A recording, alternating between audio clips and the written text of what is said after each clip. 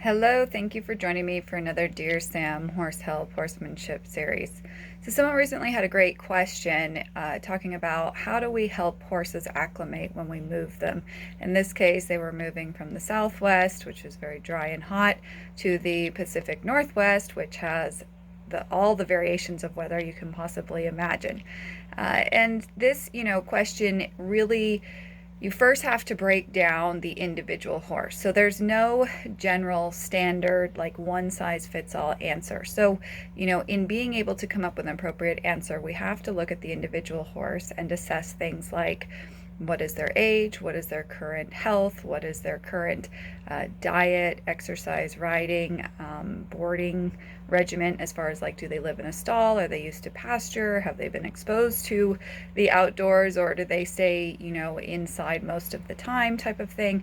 There's all kinds of stuff that we need to assess first, because then that tells us what we need to address in helping offer a slow transition so that the move doesn't become overwhelming.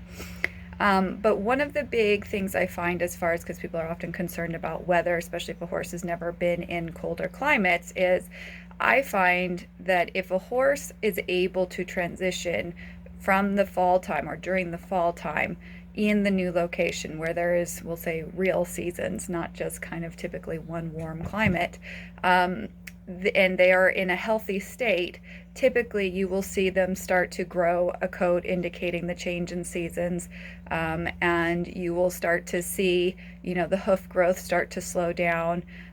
You might see a change in the amount or how fast they're consuming feed, because again, to stay warm, they're burning calories. But typically, if they're able to experience that fall transition, they are much better prepared for winter. Some of the more severe, dramatic changes that can happen for the horse, or we'll say more stressful on their body, can be when, let's say, they're leaving a relatively mild winter climate, and then in the middle of winter with 4 feet of snow, they're showing up somewhere new. Is it possible? Can we help them? Yes, but is it ideal? Probably not.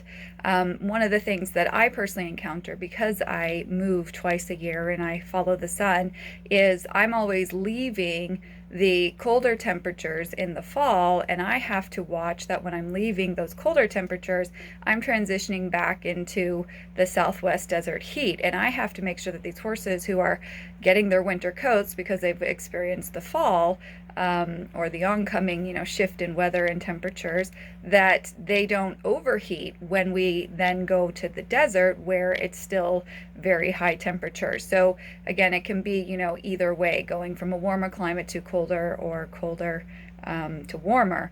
But what we want to notice is, what is, how much time does that horse have to start to transition, and in the literal transition, meaning the moving of the horse, we want to make sure, especially considering, is the horse concerned with trailer loading, like is that a stressful experience, or being hauled, is that a stressful experience? Because if they're already in a higher state and you're transitioning as you're driving them across the country to suddenly colder climates they've never experienced, or different feed, or so on, it's going to be a lot harder on them, even if they were a healthy horse to start. So we want to think about, like, how can we create the least stressful transition, and things to consider also, like the quality of feed that you're feeding.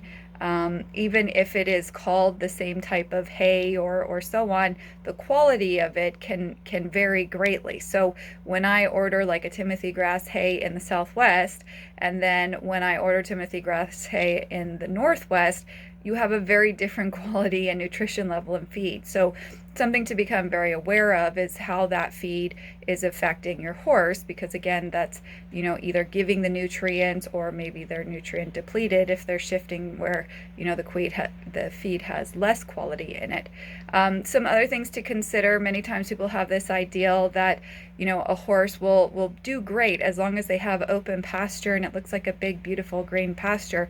What many people don't realize is, for a lot of horses that have lived in stalls their entire life, or in a boarding facility, they don't they don't know how to function, we'll say, in a herd or maybe on their own in a larger area. And here, humans are often shocked because they're thinking, well, it's a horse and naturally they want to go outside, or naturally they want to do, and unfortunately we have often taken the horse out of the horse. So we cannot assume that just because we're offering them lots of space, that that horse is going to feel clear or confident in their new lifestyle. So we really need to be aware of how we're transitioning them, meaning if they're used to being kept in a stall and now they have the option for pasture, maybe being able to keep them in a smaller place where they look like they're mentally, emotionally, physically calm, and then maybe just a few hours at a time letting them out and then bringing them in. Another thing that frustrates people, especially who are building their own facilities, they build these big beautiful barns, and then how many horses on the opposite end of the spectrum go and stand out in the weather. So I often say, as long as you build some sort of structure that allows the horse to get out of the wind, that's the big one, then the horse can typically navigate the balance of where they're feeling most comfortable. A lot of times people build beautiful barns, and maybe a horse hasn't been used to weather, and then the horse goes into the barn and they're suddenly hearing, the wind or the snow or the rain pounding on the indoor arena, or the snow sliding off the indoor arena, and this can cause a lot of concern, where again, we're thinking we're being nice, we're giving you an enclosed space, and to the horse it's becoming very overwhelming. So again, this all comes back to the individual horse and assessing what is their experiences, what is their current state of health, what is their current exposure to where it seems like they are most settled. Something else to consider, if you have a horse that sometimes when people move, they're separating a herd or however that horse is used to living, that there can be a certain degree of stress, where that horse has maybe always lived in its, with a herd in its whole life, and now it's suddenly by itself. This is especially for people who tend to, build their own properties. And that can cause a lot of stress. So maybe thinking about a companion animal. So there's a lot of factors, but again, it comes back to that individual horse assessing, and then honestly, it takes a lot of experiencing. I'd love to hear your thoughts below. Thank you for joining me.